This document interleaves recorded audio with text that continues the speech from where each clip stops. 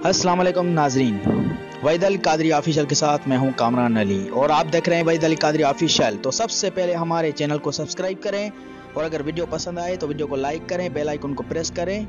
तो चलो चलते हैं हमारे न्यू वीडियो की तरफ।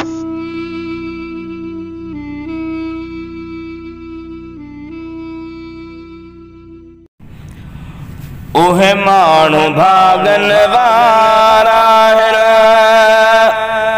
जेके शहर मदीनो घुमी आया, ओहे माण्हू नसीबन वारा जेके रोज़ो तुंहिंजो ॾिसी आया। ओहे माण्हू भागन वारा जेके शहर मदीनो घुमी आया, ओहे माण्हू नसीबन वारा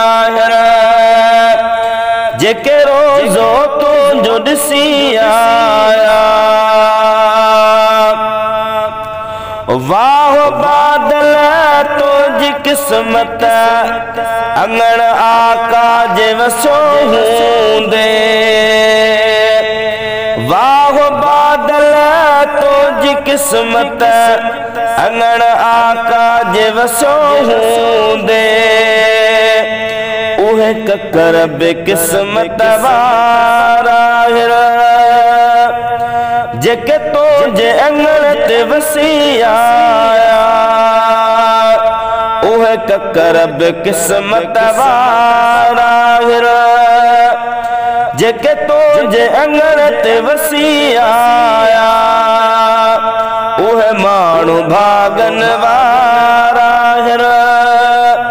जेके शहर मदीनो घुमी आया, उहे माण्हू नसीबन वारा जेके रोज़ो तुंहिंजो ॾिसी आया।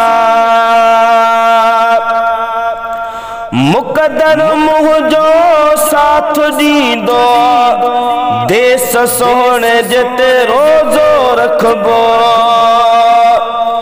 मुक़दर मुंहिंजो साथ ॾींदो देस सोहणे जिते रोज़ो रखंदुसि।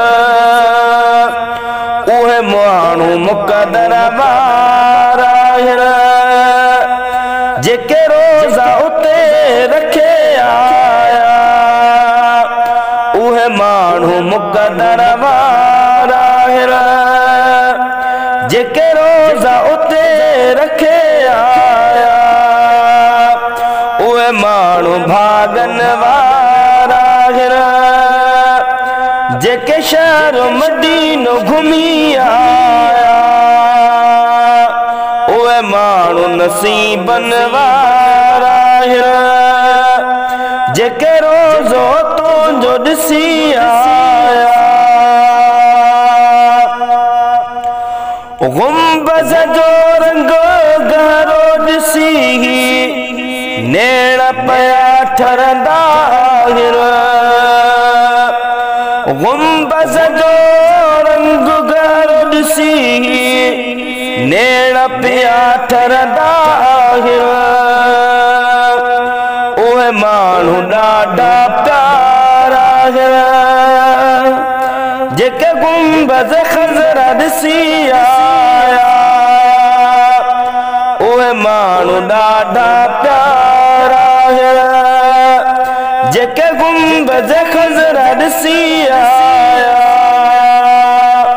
उहे माण्हू भागन वारा जेके शहर मदीनो घुमी आया, उहे माण्हू नसीबन वारा जेके रोज़ो तुंहिंजो ॾिसी आया। सिंगार पियो ही अर्ज़ करे रब मुल्क मदीनो ॾेखारे कॾहिं। सिंगार पियो ही अर्ज़ करे रब मुल्क मदीनो ॾेखारे कॾहिं। उन लिस्ट में मूंखे लिखाए छॾ, उन लिस्ट में मूंखे लिखाए छॾ तूं, जेके प्यारा नज़ारा ॾिसी आया।